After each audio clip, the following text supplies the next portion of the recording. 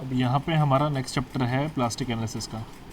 तो अब हम इसको प्लास्टिक एनालिसिस को पढ़ेंगे। तो प्लास्टिक एनालिसिस में मैं आपको इसका थोड़ा सा एक हिंट देता हूँ, प्लास्टिक एनालिसिस बेसिकली होता क्या है। तो एनालिसिस जो है यहाँ पे पहले तो वो देखो, एनालिसिस होते हैं दो तरह के, एक इलास्टिक एनालिसिस होता है, एक प्लास्टिक एनालिसिस होता है। इलास्टिक एनालिसिस आप अभी तक देख चुके हो, लाइक आरसीसी में देखा, स्टील में देखा आपने ऑलरेडी, वो इलास्टिक एनालिसिस है। अब यहाँ पे प्लास्टिक एनालिसिस है। प्लास्टिक एनालिसिस का एक जो बेसिक कॉन्सेप्ट है वो ये है कि इस तरह का कोई भी स्ट्रक्चर लो। पहले तो यहाँ पे देखो स्ट्रक्चर है, यहाँ पे मैंने ऊपर से कोई लोड लगाया हुआ है, ये कोई सपोर्ट्स है यहाँ पे।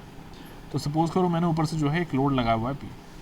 अब ये जो लोड होगा, ये लोड लगने पे इस स्ट्रक्चर को, यानी कि अभी तो फिलहाल ये बीम है, इस तरीके से समझो कि इतना कुछ डिफ्लेक्शन दे देगा इसको। इसकी एक सर्टेन वैल्यू होगी कि यहाँ पे जो है डिफ्लेक्शन आएगा इस तरीके से। अब अगर मान लो कि मैं इस लोड की वैल्यू को, ये जो सर्टेन अभी भी यहाँ पे कुछ भी वैल्यू सपोज करो यहाँ पे 10 किलो न्यूटन है, तो मान लो कि जैसे ही मैंने यहाँ से यहाँ पे इसको इंक्रीज़ करके 10 से मैंने थोड़ा सा इसको बढ़ा दिया, सपोज करो मैंने 11 कर दिया, ठीक है, मैंने कितना कर दिया, 11 कर दिया। तो 11 करने पे क्या होगा कि यहाँ पे एक हिंज डेवलप हो जाएगा, है ना। हिंज कैसे डेवलप होगा वो देखो, ये होगा सबसे पहले तो ब्रेक, इस तरीके से ये ब्रेक हो जाएगा, कुछ इस तरह का एकदम शेप ले लेगा। तो जब ये इस तरह का यहाँ पे शेप लेगा, जिस तरह का मैंने अभी बनाया है, तो ये वाला जो पार्ट है इसका सेंट्रल पार्ट, जिसको मैं अभी यहाँ पे दिखा रहा हूँ आपको, ये सेंट्रल पार्ट है। तो ये क्या होगा, अब देखो जैसे सेंट्रल पार्ट अभी आपने यहाँ पे देखा, सपोज करो कि मैं यहाँ पे इसको जो है क्या कर देता हूँ, अब पुश करूँगा नीचे से ऊपर की तरफ। तो जैसे ही मैं इसको नीचे से ऊपर की तरफ पुश करूँगा, तो आप क्या देखोगे कि ये कुछ हिंज की तरह बिहेव कर रहा होगा। मतलब एक तरीके से क्या है ना कि ये यहाँ पे जो अभी पार्ट देख रहे हो आप, जिसको मैंने ब्लू से बनाया, इस तरीके से रोटेशन दे रहा होगा, ठीक है, इस तरीके से रोटेशन आ रहा होगा। तो लोड लगाने की वजह से जब स्ट्रक्चर हमारा कहीं से, मतलब पोजीशन क्या होगी, मोस्टली जो पोजीशन होती है इसकी वो होती है लोड के ठीक नीचे। तो मैं यहाँ पे ये कह रहा हूँ कि लोड लगाने से एक लिमिट होगा लोड का, सपोज उस लिमिट से मैंने थोड़ा सा जैसे ज़्यादा लोड लगाया, तो मैं उस लोड की बात कर रहा हूँ। तो उस लोड को लगाने से जो हमारा एक पॉइंट डेवलप हो जाएगा ठीक उस लोड के नीचे, कभी कभी हो सकता है थोड़ा बहुत इधर उधर हो जाए, लेकिन 95% जो टाइम होता है वो लोड के ठीक नीचे बनता है। तो लोड के ठीक नीचे एक ऐसा पॉइंट डेवलप हो जाएगा जहाँ पे हमारा जो स्ट्रक्चर है वो इनफाइनाइट रोटेशन शो करेगा। तो अभी आप यहाँ पे जो देख रहे हो, ये जो रोटेशन मैंने अभी यहाँ पे आपको करके दिखाया है, ये रोटेशन को हम कहते हैं इनफाइनाइट रोटेशन। तो ये क्या होगा, यहाँ पे हमारा इनफाइनाइट रोटेशन शो करेगा। तो इसको हम कहते हैं अपना प्लास्टिक हिंज। ये जो अभी आप ये वाला पॉइंट देख रहे हो, येलोइश पॉइंट, इसको मैं मेंशन कर देता हूँ, ये आपका यहाँ पे क्या है, प्लास्टिक हिंज है, ठीक है। ये हो गया आपका प्लास्टिक हिंज, ठीक।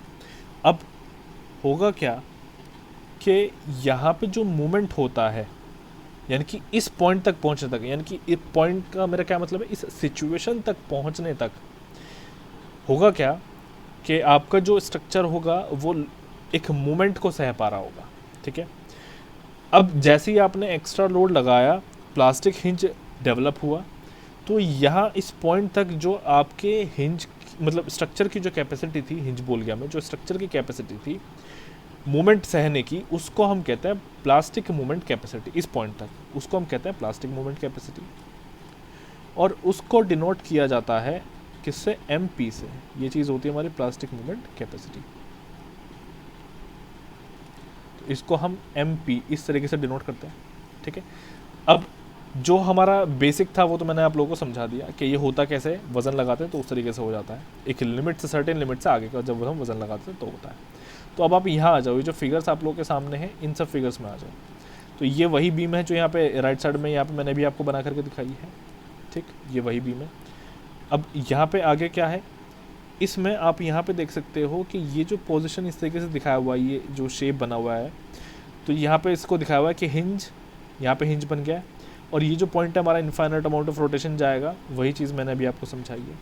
अब ये जो यहाँ पे ग्राफ्स हैं इनको देख लो।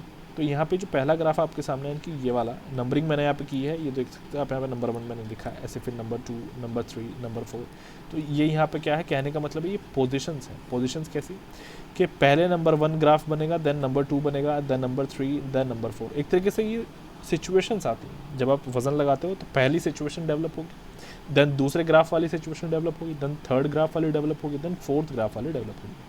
तो इस तरीके से करके यहाँ पे 4 सिचुएशंस डेवलप होती हैं एंड देन हमें क्या मिलता है, अपना प्लास्टिक मोमेंट कैपेसिटी मिल जाता है।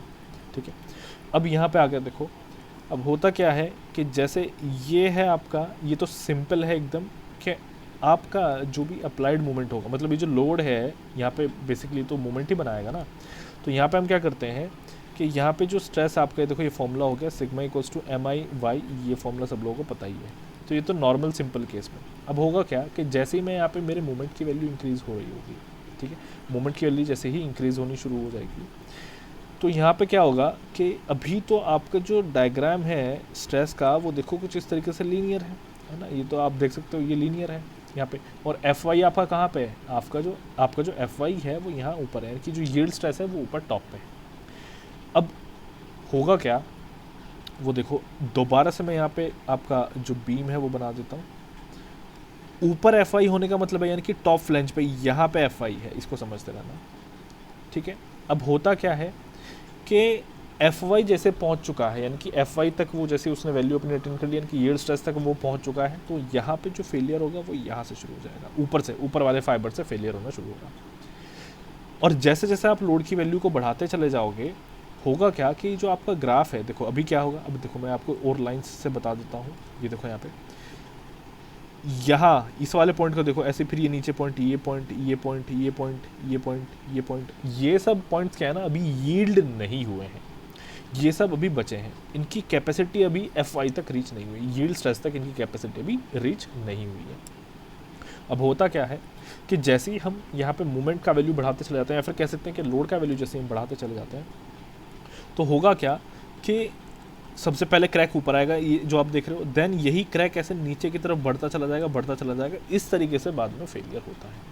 तो ये जो आप यहाँ पे देख पा रहे हो, अभी ये जो इतना हुआ है, अब थर्ड ग्राफ में आ जाओ, थर्ड वाले में, ये जो अभी मैंने एक लाइन बनाया, ये थोड़ा सा क्या हो गया, एक फ्लैट हो गया, क्योंकि यहाँ इस वाले पॉइंट तक, ये जो मैंने अभी एक बनाया है, यहाँ इस लाइन तक आपका एफ वाई जो है वो रीच हो चुका है। अब अभी भी ये जो नीचे वाले फाइबर्स हैं ये यील्ड नहीं हुए हैं, अभी भी आप जो है ओवरलोड लगा सकते हो, अभी भी बची है कैपेसिटी यहाँ पे बची है। तो आप जब यहाँ पे और ज़्यादा लोड या फिर और मोमेंट लगा दोगे, तो अल्टीमेटली आपका जो लास्ट वाला फाइबर है वहाँ तक आपका क्या पहुँच जाएगा, वहाँ तक आपका यील्ड हो जाएगा। ठीक है, तो अब जैसे ही लास्ट फाइबर तक यील्ड हो जाएगा, देखो जब ऐसा ग्राफ बन जाएगा आपका, है ना, सारे फाइबर्स क्या हो चुके होंगे, यील्ड हो चुके होंगे, तब आपका आएगा क्या, वो जो मोमेंट होगा, जिस मोमेंट पे, यानी कि वो जो वैल्यू होगी मोमेंट की, जिस मोमेंट पे आपका सारे फाइबर्स यील्ड हो चुके हैं, वो प्लास्टिक मोमेंट कैपेसिटी होगा, जैसे मैंने अभी आपको यहाँ पे बताया था। ठीक है, ग्राफ्स आपने समझ लिए होंगे। अब यहाँ पे आप लोगों को एक चीज़ का आइडिया लग रहा होगा, क्या आइडिया लग रहा होगा, यहाँ पे आइडिया हमें ये लग रहा है कि हमने क्या किया है, हमारा सिर्फ आउटर मोस्ट फाइबर सबसे पहले यील्ड हुआ था यहाँ पे, लेकिन हमने और लोड लगाया। क्यों लगाया लोड, क्योंकि हमें पता था कि अभी भी कैपेसिटी है, अभी भी सह सकता है, बियर कर सकता है, तो हम उसको तब तक वज़न लगाते चले गए जब तक वो फेल नहीं हुआ पूरी तरीके से। तो एक तरीके से यहाँ पे हम अल्टीमेट पॉइंट तक पहुँच चुके हैं, उसके अल्टीमेट स्ट्रेंथ तक पहुँच चुके हैं। तो इसीलिए जो हमारा प्लास्टिक एनालिसिस है ये बेस्ड होता है अल्टीमेट लोड मेथड पे, based on USM, sorry ultimate state method जो होता है हमारा, उसके ऊपर बेस्ड होता है ना, बेस्ड ऑन यूएसएम, ये हमारे यूएसएम पे बेस्ड होता है। ठीक, जैसे हमारा एलएसएम थे, डब्ल्यूएसएम था, उसी तरीके से हमारा यूएसएम होता है अल्टीमेट स्टेट मेथड, या फिर हमारा कह सकते हैं कि यूएलएम भी होता है, अल्टीमेट लोड मेथड, ये भी होता है, यूएलएम भी होता है। तो इस चीज़ पे हमारा ये बेस होता है। अब आगे देख लो यहाँ पे, जैसे कि यहाँ पे आप सेकंड वाले फिगर में देख सकते हो, यहाँ पे जो मूवमेंट है आपका उसको हम कहते हैं इलास्टिक मूवमेंट कैपेसिटी, और ये जो लास्ट में हमारा होता है उसको हम कहते हैं प्लास्टिक मूवमेंट कैपेसिटी, ये भी आप समझ गए होंगे। अब यहाँ पे ये चीज़ें तो छोड़ दो, मैंने आपको जो समझाया था ये वही लिखा हुआ है, आप लोग इसको बाद में पढ़ सकते हो। इनफाइनाइट रोटेशन की यहाँ पे बात हो रही है, हिंज बन जाएगा, ये हिंज की तरह से बिहेव करेगा। तो हिंज का जैसा भी यहाँ पर डिस्कशन हुआ, मैंने क्या बताया कि प्लास्टिक हिंज बन जाता है। तो हिंज भी दो तरह के हो जाते हैं, एक हिंज होता है हमारा इलास्टिक हिंज, या फिर हम कह सकते हैं सॉरी एक्चुअल हिंज जो हमारा होता है, एक वो होता है एक्चुअल हिंज, और एक हिंज अभी यहाँ पे बना है जिसको हम कह रहे हैं प्लास्टिक हिंज। तो दो तरह के हिंजेस हमारे हो जाते हैं, एक प्लास्टिक हिंज, एक हमारा एक्चुअल हिंज। ठीक, इन दोनों का डिफरेंस भी हम अभी आगे देखेंगे। ठीक है, अभी देखो, अभी हमारे पास में एक फॉर्मूला होता है शेप फैक्टर का। शेप फैक्टर को हम डिनोट करते हैं एस से। शेप फैक्टर का फॉर्मूला क्या होता है, M P upon M E, यानी कि हमारा क्या है, प्लास्टिक मूवमेंट कैपेसिटी को हम इलास्टिक मूवमेंट कैपेसिटी से डिवाइड कर देते हैं, तो हमारे पास में आंसर आ जाता है। ये जो है ये प्री में पूछा जाता है और मेंस में सॉल्व करवाया जाता है। ये प्री में पूछेगा आपसे, वैल्यूज़ पूछेगा, मतलब सॉल्व नहीं करवाएगा, वहाँ पे वैल्यू पूछेगा प्री में, लेकिन मेंस में सॉल्व करवाएगा। तो यहाँ पे वैल्यूज़ जो है शेप फैक्टर के डिफरेंट फिगर्स के लिए मैं अभी यहाँ पे आपको दे दूँगा। अब यहाँ देखो नीचे एम पी है आपका plastic movement capacity, M E है आपका इलास्टिक मूवमेंट कैपेसिटी, इसको डिवाइड कर देंगे। अभी आगे फर्दर फॉर्मूला क्या होता है, एम पी जो होता है ये होता है आपका Z P into F I. Z P आपका क्या है यहाँ पे, ये है सेक्शन मॉडुलस, जेड पी आपका प्लास्टिक सेक्शन मॉडुलस हो जाता है, क्योंकि पी लिखा है तो ये प्लास्टिक सेक्शन मॉडुलस, वैसे जेड जो होता है हमारा वो सेक्शन मॉडुलस होता है। उसी तरीके से जो हमारा जेड ई है वो है हमारा इलास्टिक सेक्शन मॉडुलस, यहाँ पे इलास्टिक सेक्शन मॉडुलस हो जाता है ये, ठीक है, ये इलास्टिक सेक्शन मॉडुलस है, ये चीज़ें याद रखनी है, इलास्टिक सेक्शन मॉडुलस, ठीक है। तो हमारा फॉर्मूला यहाँ पे क्या होता है, अच्छा, और ये एफ आई क्या है, ये एफ आई होता है स्ट्रेस, तो इसको हम डिलीट कर सॉरी कैंसिल आउट हो जाता है, तो फिर ये हमारे पास में सिर्फ जेड पी अपॉन जेड ई बन जाता है। ये है हमारा यहाँ पे फॉर्मूला। अब जेड ई कैसे निकाला जाता है, देखो जेड ई सेक्शन मॉडुलस है ना, इलास्टिक सेक्शन मॉडुलस है, हम लोग सेक्शन मॉडुलस तो निकालना जानते हैं, पढ़ा हुआ है हमने। तो section modulus, elastic section modulus का अभी तक फॉर्मूला क्या था, आई अपॉन वाई मैक्स, सॉम में पढ़ा था ये चीज़ हमने, है ना, सॉम में पढ़ा हुआ है कॉन्सेप्ट है। अब बात आती है, इसको तो हम सॉल्व कर लेंगे, लेकिन इसको कैसे सॉल्व करेंगे, यानी कि जो जेड पी है इसको कैसे निकाला जाए। तो जेड पी का फॉर्मूला आप लोग के सामने लिखा है, A by two into Y one bar plus Y two bar. अब ये क्या होता है, इसको मैं समझा देता हूँ आपको। यहाँ पे एक चीज़, एक इम्पॉर्टेंट कॉन्सेप्ट होता है और वो प्री में भी आ सकता है, और वो कॉन्सेप्ट ये है कि जो आपका यहाँ पे एक एक्सेस बन जाता है, मतलब ये जो स्ट्रक्चर मैंने बनाया यहाँ पे एक एक्सेस बन जाएगा, इसको मैं कहता हूँ यहाँ पे प्लास्टिक न्यूट्रल एक्सेस। एक तो आपका इलास्टिक न्यूट्रल एक्सेस होता है, एक हो गया आपका plastic neutral axis. Plastic neutral axis कब बनेगा, जब हमारा प्लास्टिक जो हमारा ये प्लास्टिक मूवमेंट होगा वो वहाँ तक रीच हो जाएगा, ठीक है ना, प्लास्टिक हिंज जो है डेवलप हो जाएगा, तब बनेगा plastic neutral axis. Plastic neutral axis क्या होता है, प्लास्टिक न्यूट्रल एक्सेस एक ऐसा एक्सेस होता है जो कि हमारे स्ट्रक्चर को दो पार्ट्स में डिवाइड कर देता है इक्वल एरिया के। तो यानी कि यहाँ पे ऊपर जो A1 हो गया है, नीचे A2 हो गया, तो ये दोनों क्या हो जाएंगे, बराबर हो जाएंगे, A1 इक्वल्स टू A2 यहाँ पे होता है। तो ये जो आप देख रहे हो A जो यहाँ पे आपके सामने है, ये वही है A बाई टू, यानी कि टोटल एरिया। ये A आपका कितना है यहाँ पे, ये है A1 प्लस A2, ये चीज़ है, ठीक। अब आप लोग जो है इसको समझ लेंगे। अब ये y1 बार क्या है, y2 बार क्या है, ये जो है ये आपके सेंटर ऑफ ग्रेविटीज़ हैं रेस्पेक्टिव पार्ट्स के, लाइक पहले पार्ट का उसी तरीके से दूसरे पार्ट का। तो ये कहाँ पर लाई करेंगे, अगर यहाँ पे सेंटर ऑफ ग्रेविटीज़ की मैं बात कर रहा हूँ तो फिर यहाँ पे कहीं लाई करेगा, एक्जैक्टली सेंटर पे लाई करेगा, उसी तरीके से यहाँ पे भी एक्जैक्टली कहाँ, अभी सेंटर पे लाई करेगा। ये रेक्टेंगल के लिए है, इस बात को याद रखना। अभी जो मैं यहाँ पे बता रहा हूँ रेक्टेंगल के लिए, किस चीज़ की बात कर रहा हूँ मैं, वाई की बात कर रहा हूँ। जो यहाँ पे आपका y1 बार है और ऐसे ही जो आपका y2 बार है, ये रेक्टेंगल के लिए सेंटर अप्लाई करेंगे।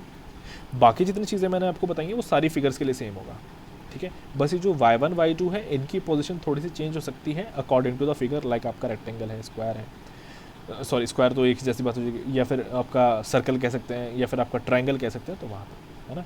ट्रायंगल के ऊपर तो मैं यहाँ पे आप लोगों को जो है एक क्वेश्चन करवाऊंगा जिसमें आपका ये वाला सेम सॉल्यूशन होगा, इसका फॉर्मूले का यूज़ होगा, प्रीवियस ईयर का क्वेश्चन है, ठीक। तो इतना है। अब ये देखो आगे इसमें, तो जैसे मैं अभी बता रहा था प्लास्टिक एनालिसिस के बारे में मैंने बता दिया, बेसिक चीज़ें मैंने आपको बता दी हैं। वैसे ही बेसिक नहीं है सिर्फ, मतलब बेसिक से मेरा कहने का मतलब है कि ये बेस में एक फाउंडेशन आपका जो है बना रहा हूँ यहाँ पे प्लास्टिक एनालिसिस में, ठीक है। तो उसी तरीके से जैसे मैंने बताया कि आपको प्लास्टिक न्यूट्रल एक्सेस क्या कर देता है, डिवाइड कर देता है, तो ये मैंने यहाँ पे मेंशन किया हुआ है। उसी तरीके से इलास्टिक न्यूट्रल एक्सेस के बारे में आप लोग जानते हैं कहाँ से पास होता है, सेंटर ऑफ ग्रेविटी से पास होता है बॉडी की, तो यहाँ पे मैंने इसलिए इसको लिखा नहीं है। अब यहाँ पे रेक्टेंगुलर सेक्शन के लिए देख लो, मैंने यहाँ पे फिर भी जो है थोड़ा सा सॉल्यूशन किया हुआ है रेक्टेंगुलर सेक्शन के लिए, ताकि समझने के लिए मैंने ये सॉल्यूशन यहाँ पे किया हुआ है। तो इसमें देखो आप, तो अब यहाँ पे इसमें रेक्टेंगुलर सेक्शन में देख लो आप, ये आपका विड्थ हो गया, ये आपका यहाँ पे डेप्थ हो गया, ये जो आप सेंटर से देख रहे हो ये आपका क्या है, इसका न्यूट्रल एक्सिस है, ठीक है। ये y1 बार है, ये आपका y2 बार है। थोड़ा सा यहाँ पे क्लियर नहीं होगा तो मैं यहाँ पे आपको अलग से जो है बना करके दिखा देता हूँ। वहाँ पे थोड़ा सा क्या है कि हॉच पॉच सा नज़र आ रहा है, तो इसीलिए मैं यहाँ पे अलग से बनाता हूँ। तो ये आपका एक हो गया, इसको सॉलिड लाइन ही बना लेते हैं, तो सॉलिड लाइन से ये हो गया। यहाँ पे जो आप ये नीचे देख पा रहे हो ये आपका क्या हो गया है, y2 बार। ऊपर जो है ये इस तरीके से जो मैंने बनाया ये आपका हो गया यहाँ पे y1 बार, ठीक है। ये डिस्टेंस हमारे लिए हो जाएगा y1 बार, और फिर ये वाला डिस्टेंस हमारे लिए हो जाएगा यहाँ पे y2 बार। डिस्टेंसेस सेम होंगे सर, ठीक है। ये b होगा ओवरऑल, ये जो है हमारे पास में d होगा ओवरऑल, ऊपर से लेकर नीचे तक ये है। अब देखो यहाँ पे, तो हमारे पास में जैसे कि शेप फैक्टर का फॉर्मूला है ZP अपॉन ZE, ये तो फॉर्मूला है। तो यहाँ पे ZE हम लोग निकाल सकते हैं। ZE का फॉर्मूला हमारे लिए क्या हो जाएगा, ZE के हम जानते हैं I max अपॉन Y, ये हो जाएगा। तो I हमारे पास में कितना होगा, BD cube upon 12, I max तो यही है ना भैया, यही वैल्यू हमारी मैक्सिमम बनाएगा, तो I max हो जाएगा। और उसी तरीके से यहाँ पे हमें क्या लेना है, Y max भी लेना है। तो Y max हमारे लिए क्या हो जाएगा, यहाँ पे D/2 हो जाएगा। तो ये D/2 है, हाफ कर देंगे, सॉल्व करेंगे तो यहाँ पे हमारे पास में आ जाएगा BD स्क्वायर अपॉन 6। तो ये ZE आ चुका है। ये तो सब लोग कैलकुलेट करना जानते हैं। देखो यहाँ पे मैंने किया। अब यहाँ पे मैं ZP को कैलकुलेट कर लेता हूँ। देखो यहाँ पे ZP के लिए मैंने यहाँ पे लिखा हुआ है, ZP को कैलकुलेट करेंगे तो A/2 Y1 बार प्लस Y2 बार, ये हमारे पास में फॉर्मूला। तो सबसे पहले तो देखो एरिया हमारे लिए इसके लिए क्या होगा, एरिया होगा यहाँ पे हाफ किया हुआ एरिया। तो टोटल एरिया कितना है हमारे पास में, B × D। A/2 कितना हो जाएगा यहाँ पे, BD/2 हो जाएगा। तो ये जो आप लोगों के सामने है यहाँ पे जो किया हुआ है BD/2 है। अब यहाँ पे y की वैल्यू निकाल लेते हैं। अभी एरिया देखा हमने, अब y की वैल्यूज़ को देखते हैं। जैसे कि यहाँ पे y1 बार, तो y1 बार कैसे निकाला जाएगा, तो यहाँ पे सबसे पहले तो ये जो चीज़ है इतना, ये तो हाफ है D/2, और y1 बार तो इसका भी हाफ, तो ये हो जाता है D/4। उसी तरीके से y2 जो है आपका वो भी D/4 हो जाएगा। तो इसीलिए यहाँ पे जो आप देख रहे हो ये लिखा है D/4 प्लस D/4, तो टोटल हो जाएगा D/2। तो यहाँ पे BD/2 इंटू D/2, तो ये हो चुका है BD स्क्वायर अपॉन 4। तो ये आपका ZP आ गया यहाँ पे। अब ZP अपॉन ZE कर दो, like BD square upon 4 BD square upon 6, ये जो यहाँ पे वैल्यू है इसको कर दो, तो ये आपके पास में जो आंसर आ जाएगा ये आ जाएगा 1.5। तो ये आपका शेप फैक्टर का वैल्यू है रेक्टेंगल सेक्शन के लिए। इसी तरीके से आपको सबकी जो है वैल्यूज़ को कैलकुलेट करना होता है। यहाँ पे देख लो, आई सेक्शन के लिए मैं यहाँ पे लिखा हुआ हूँ कुछ वैल्यूज़ 1.12 और 1.14 के बीच होती है। मतलब इसका सेक्शन मॉडल्स जो है कौन सा, प्लास्टिक वाला और इलास्टिक वाला, बहुत नियर बाय होते हैं। तो ये इसीलिए बेस्ट सेक्शन माना जाता है। क्यों माना जाता है, क्योंकि देखो हम इलास्टिक डिज़ाइंस करते हैं सारे इलास्टिक डिज़ाइन, और आप देख सकते हो कि यहाँ पे प्लास्टिक एनालिसिस में, यानी कि इलास्टिक एनालिसिस जो अभी तक हमने किए हैं, इलास्टिक डिज़ाइन जो हमने किए हैं, और प्लास्टिक वाला जो आप कर रहे हो, तो आपको यहाँ पे एक चीज़ ये पता चली है कि भैया दोनों में बहुत अंतर है ना।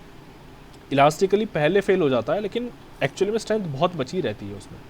तो यहाँ पे जो डिफरेंस है आप देख सकते हो कि वो बहुत ही कम है। यानी कि हम जो हमारा इलास्टिक एनालिसिस है उसके अकॉर्डिंगली आई सेक्शन हमारा जो फेलियर देता है वो नज़दीक ही देता है, अल्टीमेट अपने पॉइंट के नज़दीक ही देता है। तो इसीलिए ये हमारा इकोनॉमिकल सेक्शन भी होता है। तो यही रीज़न है कि हम आई सेक्शन को बहुत ज़्यादा यूज़ करते हैं। अब डिफरेंसेस क्या हमारे एक्चुअल हिंज के और प्लास्टिक हिंज के, वो देख लो यहाँ पे। एक्चुअल हिंज जो होता है वो लोड नहीं ले सकता है, ठीक है ना। यहाँ पे जो मूवमेंट होता है वो एक्चुअली में 0 होता है। लेकिन प्लास्टिक हिंज जो होता है वो मूवमेंट ले सकता है कहाँ पॉइंट तक, अपने प्लास्टिक पॉइंट तक ले सकता है, यानी कि जहाँ पे उसका पूरा मटेरियल जो है वो यील्ड नहीं हो जाता वहाँ तक ले सकता है ना। तो वो मूवमेंट जहाँ पे सारे मटेरियल जो सारे फाइबर्स होंगे वो यील्ड हो जाएंगे, उसको हम कहते हैं प्लास्टिक मूवमेंट। तो ये चीज़ें हैं यहाँ पे, ठीक है। ये दोनों का यहाँ पे क्या डिफरेंस है। बाकी सब चीज़ें मैंने यहाँ पे वही चीज़ें लिखी हैं, ठीक। अब आगे देखो, शेप फैक्टर की वैल्यूज़ मैंने यहाँ पे कुछ लिखी हुई है, ये इंपॉर्टेंट वैल्यूज़ हैं। शेप फैक्टर हमारे सर्कल का 16/3 पाई होता है, यानी कि 1.69 होता है। हमारे शेप फैक्टर जो है ट्रायंगुलर सेक्शन का वो होता है 2.343। शेप फैक्टर हमारा जो डायमंड सेक्शन होता है उसका होता है 2। तो ये कुछ हमारे यहाँ पे इंपॉर्टेंट शेप फैक्टर्स हैं जो कि एग्जाम में पूछे जाते हैं, प्री में पूछ ले जाएंगे, इसलिए मैंने यहाँ पे लिखा हुआ। अब यहाँ पे जो आप लोगों के सामने शेप फैक्टर ऑफ ट्रायंगल, इसको अभी मैं यहाँ पे सॉल्व करके आप लोगों को दिखाऊंगा, ठीक है। बिकॉज ट्रायंगल में क्या है कि थोड़ा सा कैलकुलेशन हो जाता है, तो इसीलिए मैं इसको थोड़ा सा आप लोगों को सॉल्व करके दिखा देता हूँ।